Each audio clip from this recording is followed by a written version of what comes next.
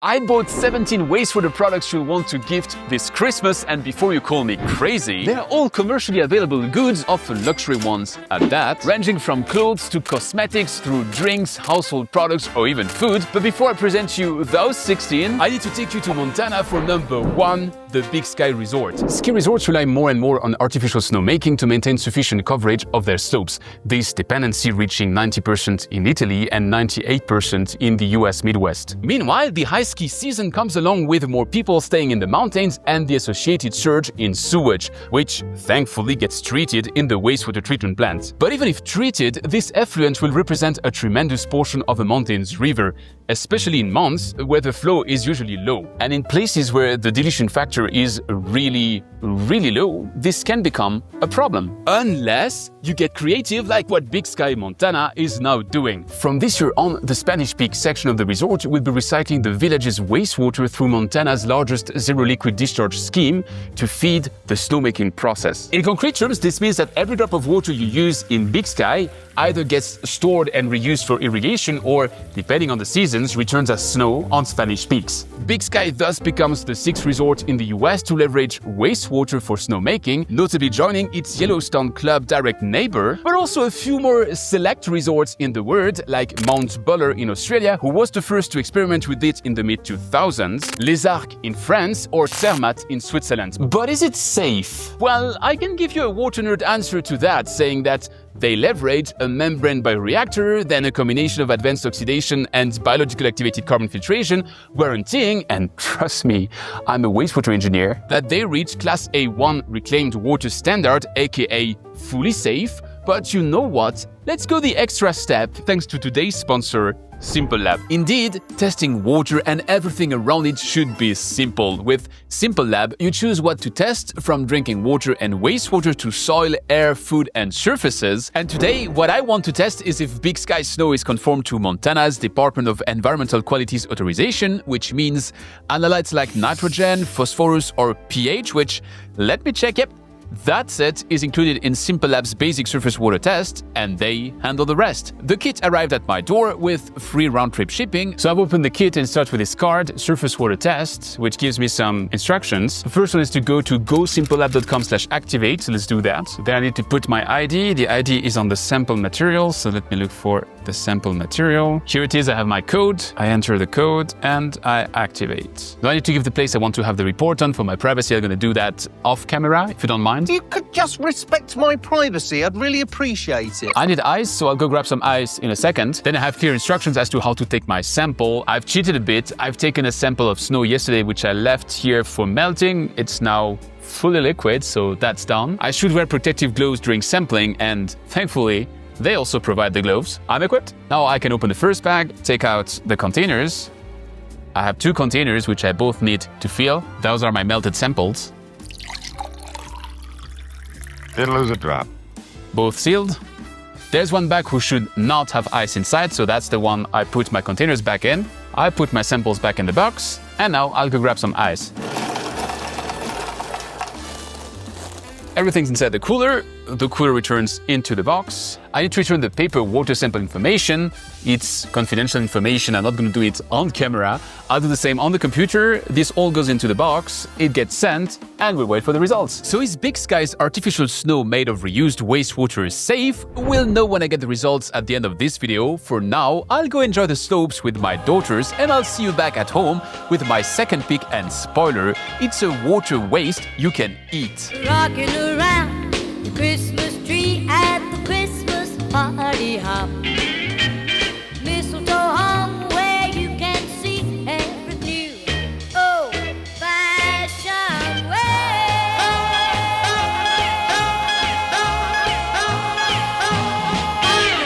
It's warmer inside, right? And the place we're going now is even warmer because our next product is made in Spain. It's Aqualia's Alma de Mar, a tasty set of 4 table salts made of desalination brine.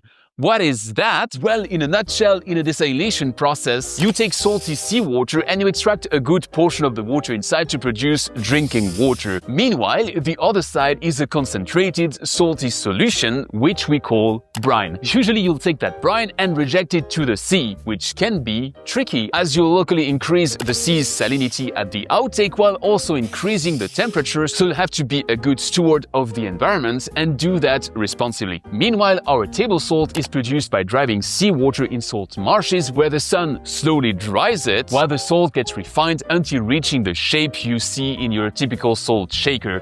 And that's where Aqualia connects the dots and says, wait a minute, we already pre-cleaned seawater for desalination, so even our brine is cleaner than what you'll find in your typical salt marsh. So what if we didn't discharge that, but instead upcycled it through evaporation ponds, on top of which, those ponds being specifically designed, Aqualia controls the crystallization sequence to selectively recover the high purity NaCl fraction while only using solar and wind energy, using zero additional fresh water, minimizing land use and maximizing yield. Environmentally sound, it exists in 8 flavors. I've got 4 here: marine salt, with wine, with aromatic herbs, and with tomato. I have to thank Alberto and Victor from Aqualia who gifted them to me at this year's Global Water Summit. But is it tasty? Well, we'll check that in a minute, but I'd like to do the tasting together with my next product, Salicornia, also known as healthy salt, pickleweed, or sea asparagus. Little disclaimer first, I smuggled this. Criminal. I can't tell you how, so that's why this is in a neutral container. Nothing illegal, don't worry. It's just that this is a product of the United Arab Emirates and it is not commercially available in this form, but it can be found as an ingredient in burger patties in Dubai supermarkets. It's just that importing meat turns to be a tricky nightmare, so I resolved to focus on the ingredients I was interested in only and promised to just show you the powder. Disclaimer over, what is this? Well, if Salicornia is nicknamed sea asparagus, it's because it resembles exactly that. As a plant that's highly salt tolerant, it usually grows on beaches and in mangroves, making it another good prospect to valorize desalination brines. The idea, developed by the International Center for Biosaline Agriculture, is actually to leverage those brines twice. First, as the water in which you'll grow fish, which in turn will add nutrients to that brine, which you'll then use to irrigate Salicornia fields. Salicornia demonstrates impressive yields in that kind of aquaponic loop, and once reaped, it contains more than half NaCl, making its tissue a natural salt substitute which, as I said, is marketed in the UAE as a desert superfood, notably in burger patties. But not only is it salty, it's also said to be more umami than salt when it comes to taste. Quiet, you gastronomic goon! Will my untrained palate be able to detect that? Well, let's find out. I did extremely simple cooking here, hard-boiled eggs cut in half. And you made it all by yourself? Each with a bit of salt or Salicornia, that's the plan.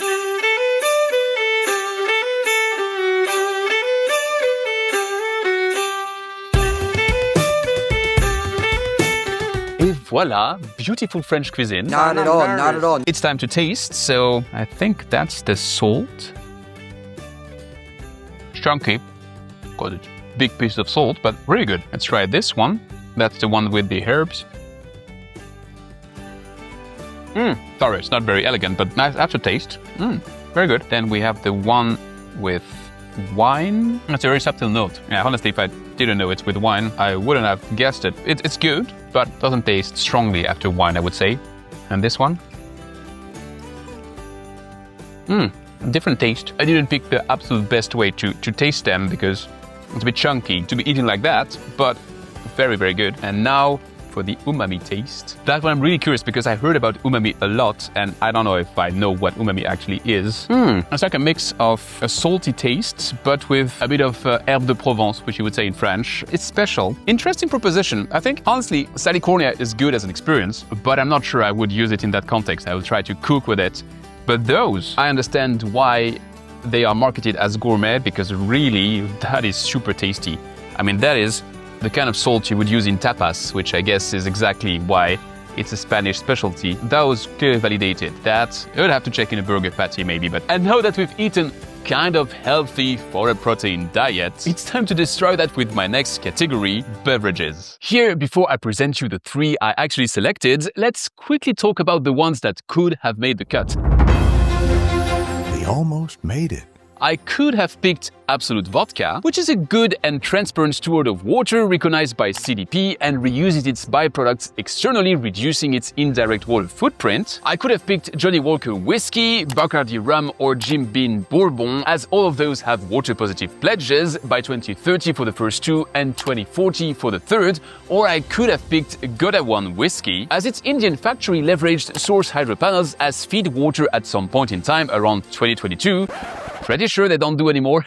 But that's speculation at this point. If you don't know why, go watch my investigation on Source. But if all of those are honorary mentions, they are indirectly water positive. And today, we want to go the extra step, which this beer does, as it is brewed from reused wastewater. This Revival Pale Ale is made by H2O Innovation, and it is a promotional material, not something you can buy in shops, just as Epic Cleantech is doing right now in the US with their Shower Hour IPA and Laundry Club Culch. While there are some occasional drops of beers made from directly reused wastewater which actually hit general distribution stores, you really have to be at the right place at the right moment. Your best chance being new brew made of new water, which is done in Singapore on a regular basis, usually around the time of the Singapore International Water Week. If not, well, you'll have to attend water conferences. It's usually a good spot, as that is where I drank Berlin water beer brewed thanks to NX filtration, or Village Blonde made in Calgary with the help of Xylem. So even if it is still in its regulatory infancy, beer made of reused wastewater has its merits. Producing 1 liter of beer requires around 7 liters of water, and the world drinks about 180 billion liters of beer a year, so that could be a substantial water saving, on top of which the process used to purify wastewater, namely here microfiltration, ultrafiltration, 2-stage reverse osmosis, advanced oxidation, and remineralization, namely very similar steps to what I recorded in H2O Innovation's water reuse pilot in Quebec. Coincidence? I think not! Also guarantees the most stable feed water you can think of, which enables beer makers to focus on what they do best, fine-tuning the beer's taste independently from any changes in the source water. But does it taste great? Let's try it.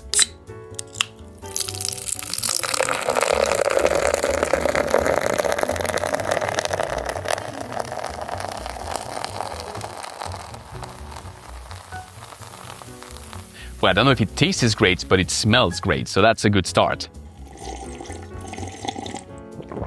I'm not the biggest expert there is in beers, but of course drink with caution, but this one is really good, so thanks Guillaume for the gift. And now let's go one step up in the alcohol ladder with my next 2 picks. Good vodka and Old Humble's Special Reserve, so a vodka and a whiskey, you would have guessed. Thank you, Captain Obvious! Let's start with good vodka. This is actually an upcycled byproduct of the coffee industry. Indeed, when you depulp and ferment coffee cherries, you consume 5 to 20 liters of water per kilogram of raw coffee. The discarded pulp and skin are usually sent out as waste, which often leads to it being indirectly dumped in waterways as it piles outside coffee farms, causing it to leach into rivers. This is highly problematic because it features a high organic load, which depletes oxygen in the receiving water bodies. That is where good vodka jumps in. They take back that coffee cherry waste. More than 15 million tons are wasted every year in the world, and they drive it to their distillery in Costa Rica, creating a new revenue stream for farmers, lowering a coffee grower's carbon emissions,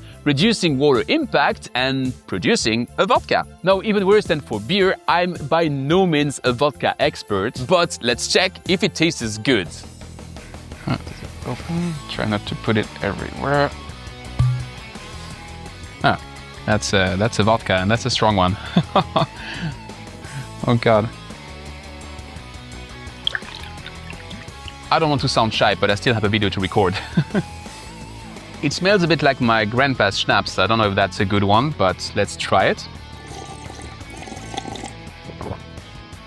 It tastes like a vodka. As I said, I'm not a big fan of vodka, but it's very delicate. There's a roundness in mouth. I don't know how to describe it, but yeah, I see how that can be appealing, like really appealing. Even if I said I'm not the vodka expert here. So at least with the greater context, we can say that it tastes good twice. I think I'm more of a whiskey person, so I'm looking forward to this one. It's Old Humble Special Reserve, and it has a special ingredient, rainwater. Indeed, water is a main ingredient in whiskey, especially at the proofing step, which is the one where you take your base spirit and dilute it down with water to bottling strength. Old Humble does this in an original fashion as they collect rainwater at their Texas distillery, treat it with reverse osmosis and UV disinfection, producing a very low mineral water, which makes it the final product. In the past, they also leveraged the 2021 Texas Freeze event to do a special bourbon edition made from melted ice and snow. And if that's not spicy enough for your taste, I don't have a sample here, but Epic Cleantech, same player shoot again, produced a reused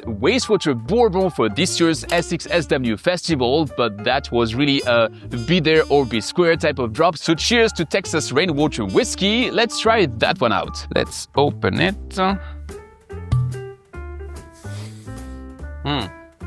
Interesting nose. It's not your typical nose. It resembles a bit of a Japanese whiskey. Again, I've got a video to record, so I have to be reasonable, but still with the idea of drinking with caution. Interesting. It's got a richer taste than what I expected. I really thought it would be like a bourbon, but it's a bit more deeper than that. I don't know if it's linked to the rainwater, if it's because it's a special reserve, but yeah, that one is really tasty. So that's one you may want to have under your Christmas tree because it comes with an interesting backstory. And I guess a whiskey is really the type of stuff you can easily gift on a Christmas. So yeah, interesting proposition, really tasty. Drink reasonably though, and let's move to our next category, cosmetics. Here I've got two very different propositions for you, starting with this face scrub from Naif. There was a time not so long ago when toothpaste or skincare was sold with incredible polymer microbeads, and that was really considered a sales argument. Then we started worrying about microplastics. Marketing, super, fabulous. And the fad vanished, yet it had one point. Rubbing and scrubbing your teeth or skin with something helps exfoliate and purify it. At least I'm told. Meanwhile, if water is too hard, meaning it has too much minerals inside, it will eventually be detrimental to household fixtures, so typically, water utilities strive to reduce that hardness, often with lime, which precipitates calcium carbonate and softens the water. Those calcite pellets, in turn, become a waste product, but this is where Dutch utilities teamed up and got creative, as they founded Aqua Minerals, an entity that looks to upcycle them. So you want particles to scrub your skin, and they have a mineral they'd like to be something else than waste. Naif connected those dots and turned the pellets into finely milled, skin-safe exfoliant grains, which feeds into their skincare line. Cherry on the cake, the packaging is made of bio-based plastics. I'll try it out, you'll tell me if my skin looks better, and if it does, it's available off the shelf all around Europe. So let's get started. Just a little bit. Here we go. I'll do a face rub. Oh yeah, can feel the pellets. That is weird. I didn't expect to do that ever on this channel, but it's for science. So let's do it for science. Do I look ridiculous? It smells good. That's a good point. And you really can feel the pellets, and knowing that it is not microplastics is a relief, I have to say. Tell me, how does my skin look like? I know I'm good looking, I'm beautiful, but what about my skin? You're still ugly as shit. I feel refreshed. I don't know what to compare it with because, let's be honest, I'm not using those kind of products every day, but yeah, it's approved, I'd say. Again, available off the shelf around Europe. Try it out. And my next product is actually not a product, but an entire product line. It's the Kerastase product line from L'Oréal. I've picked this anti-hair fall fortifying shampoo because I'm getting older, but it could have been the entire Kerastase product line because of its production site. It's written here, I don't know if you can see it. Made in Spain. Actually, it's not only made in Spain, it's made out of Burgos, Spain, in a very special factory. Let me tell you about it. Usually, cosmetics factories use 1.5 to 4 liters of processed water per liter of finished products for cleaning and rinsing, and that water is then discharged to the environment through a wastewater treatment plant. Now, Burgos and Spain are subject to seasonal water stress, which means that the plant's output quickly becomes a factor of the water available, which is a dependency you may want to avoid, right? This is how L'Oréal, Kerastase's mother company, introduced the concept of a water loop factory. 100% of the industrial process water is treated and reused on-site through a biological treatment followed by ultrafiltration and reverse osmosis, rounded off with a disinfection step. As every liter of water now circulates dozens of times through cleaning in place and utilities before leaving the system, despite a sharp growth in production, the Burgers facility reduced its water consumption by 50% relative to a 2005 baseline. And there would be more to say about L'Oréal's water tech efforts, especially through the accelerator, but that's off topic for today, so let me know in the comments if you'd like to know more about that one. By the way, this video took me weeks of preparation. I share the full story in my newsletter if you want the behind the scenes, so if that's of interest, it would help me tremendously if you boop the like button, so thanks for that. And let's switch categories to now look at clothing. Let's start with this pair of jeans by Everlane. Jeans conventionally have three types of water impacts. First, they're made out of cotton, which consumes about 10,000 liters of water per kilogram of cotton fabric to grow it. And let me cut to the chase here. This pair of jeans doesn't solve that, but it addresses the two other impacts, namely, second, fabric dyeing and finishing in a factory consumes an additional 20% of water to get the jeans its typical color, but also rinse and softening it. And third, those steps involve bleaching through chemicals like hypochlorite or permanganate, and those in turn become a wastewater that needs to be handled and discharged. And yeah, that's often done in a minimalistic fashion, to say the least. Nothing to see here, please! That's where Everlane does it differently in Cytex's factory in Vietnam. All processed water is screened, treated biologically, and then sent to an ultrafiltration and a reverse osmosis so that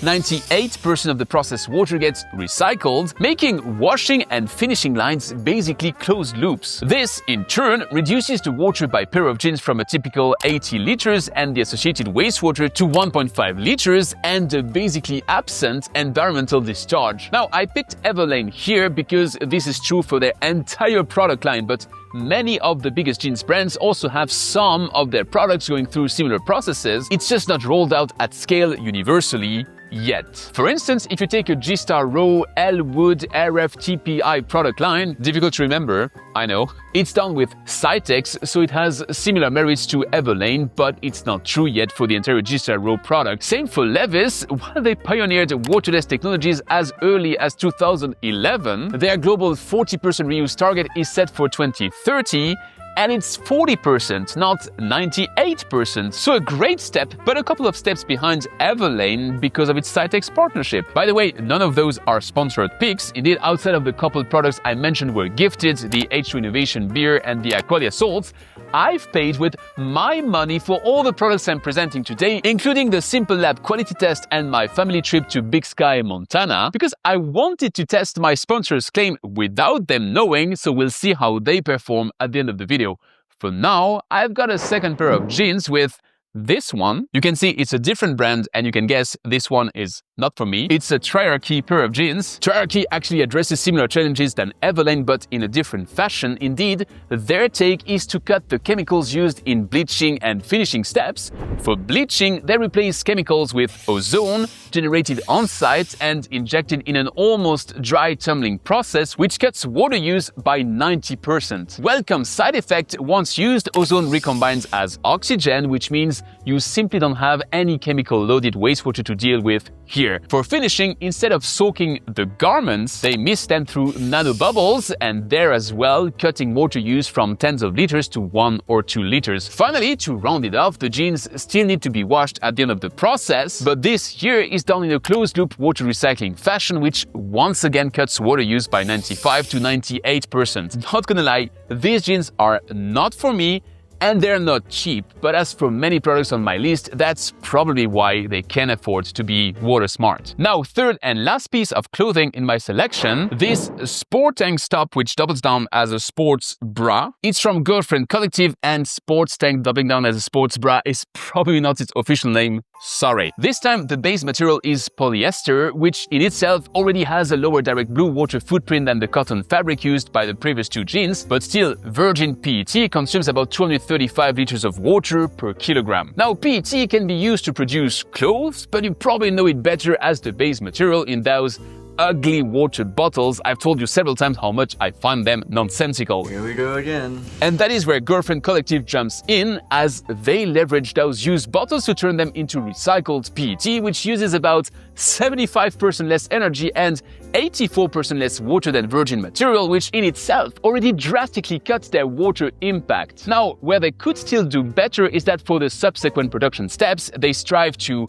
high level of wastewater treatment in their dyeing process, yes, but they don't have a closed loop like the 2 jeans example I showed before, so good grade here, but not great. Where they shine again, though, is that they capture microplastics in their finishing stages, which is where the release is the highest along the lifetime of a garment piece, as I discussed with Adam Root from Matter on the podcast. So well done, Girlfriend Collective, and it looks like I've got a nice Christmas present for my greatest daughter. Now, still along that plastic recycling line of thought, I've got 2 more propositions which are kind of self-explanatory, so I'll go fast with this beautiful Himba fish cup from Norton and Hodges and this water can from Innorecycling. Both actually used to be a piece of water pipe. This cup even still has some of its shape, as it's a piece of PVC pipe used in water distribution that, when replaced and sent for scrap, was instead upcycled in Namibia and engraved to become that beautiful piece of jewelry, which doubles down as a great story to tell at your next dinner in town. Meanwhile, this water can is the result of Georg Fischer's pledge to recycle the plastic scrap generated in its pipes and fittings factories, as 79%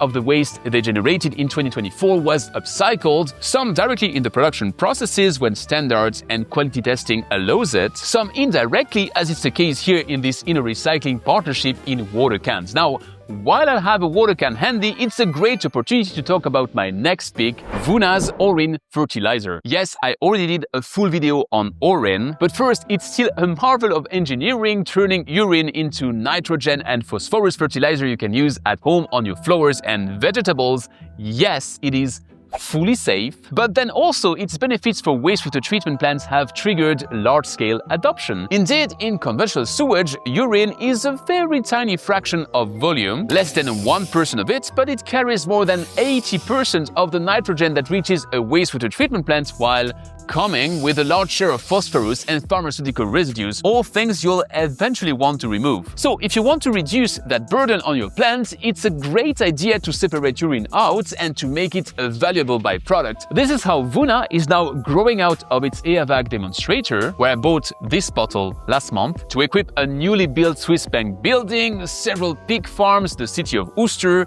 and the Plateau de Saclay, which in France at least we call the European Silicon Valley. Pas mal, non? C'est français. Even better, they're demonstrating that their recycled nitrogen can be competitive with the good old Haber-Bosch process I discussed in my hydrogen video, and they're about to be distributed in France on top of their historic Swiss, German, and Austrian markets. A great present for your cousin who's a fan of permaculture, don't you think so? I'm sorry, but that's weird. Now, talking of your cousin, didn't your aunt say that she'd like to redo her house flooring? Well, what a nice coincidence, because look at what I have here. 3 types of tiles: Bottega Acero, Noir Calizza, and Verbier Sand from Porcelanosa. Ceramic tiles factories typically use water for the wet milling of clay and feldspars, so upstream, and then downstream in spread dyeing feeds, glazing lines, and of course, cleaning. This means large volumes of colored, clay-laden wastewater that must be treated or discharged, with a water consumption of several liters per kilogram of product, and tiles are heavy, so it adds up fast. That's where Porcelanosa does it differently, as they operate a zero liquid discharge ceramics operations. 100% of the wastewater is purified and reused, which means that water is looped, but also that the solid fraction is reused as much as possible. So if you look at my first 2 samples, Bottega Acero and Noir Calizza, they are already very sustainable in the sense that they are produced with this looped water approach, but the Verbier Sand one takes it to the next level, as it is on top of the water loop made of recycled solid fraction turned into this stone effect ceramic or porcelain you can use on floors and walls. Summed up, this means zero liquid discharge, so no environmental impact, reduced fresh water intake as you loop all your cans, and as cherry on the cake, an embedded water reduction through the recycled content that reduces the virtual water footprint by replacing virgin clays and fillers Well done, Porcelanosa. My next pick also has this two-stage benefit ladder, even if arguably harder to offer as a Christmas gift. The Enviro copy paper is 100% recycled, which you'll agree is a good start. Wood fibers can typically be recycled up to 7 times, so by recycling the paper, you're squeezing more printing life out of the same